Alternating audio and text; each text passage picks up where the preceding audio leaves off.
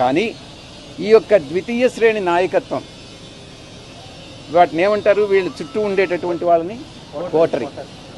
ఈ కోటరీ నుంచి ఏ రోజైతే ఆయన బయటపడతాడో ఆ రోజు ఆయనకు భవిష్యత్తు ఉంటుంది.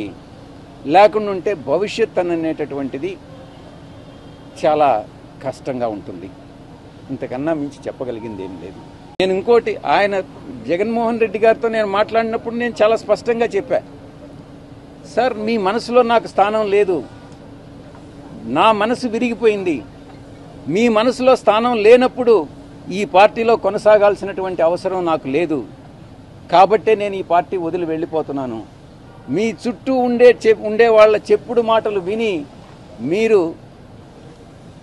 తప్పుదోవ పట్టొద్దు.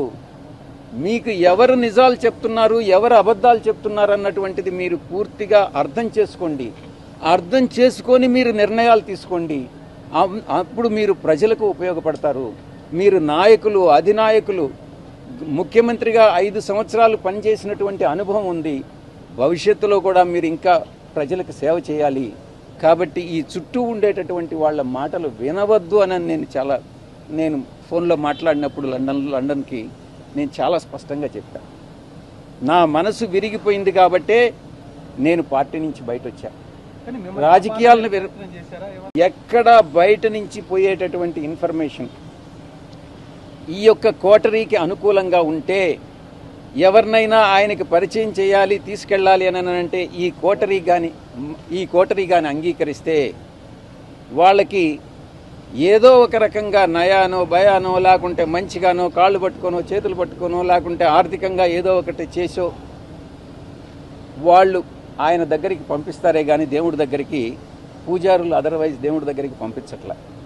ఇది జరిగేటటువంటిది. కానీ ఆత్మ గౌరవం, ఆత్మవిశ్వాసం రెండు ముఖ్యం. నేను ప్రలోభాలకు లొంగల. మా నాయకుడు నన్ను ప్రలోభాలకు లొంగావన్నాడు. నేను భయపడ్డానన్నాడు. నేను భయపడలా. ఇంకోటేది ప్రలోభం, భయం, విశ్వసనీయత కోల్పోయానన్నాడు. విశ్వసనీయత కోల్పోలే. ఆ 3 యథాతిథిగా అప్పుడెట్టున్నాయో ఇప్పుడు అలాగే ఉన్నాయి. మా నాయకుల్లోనే మార్పు ఉంది.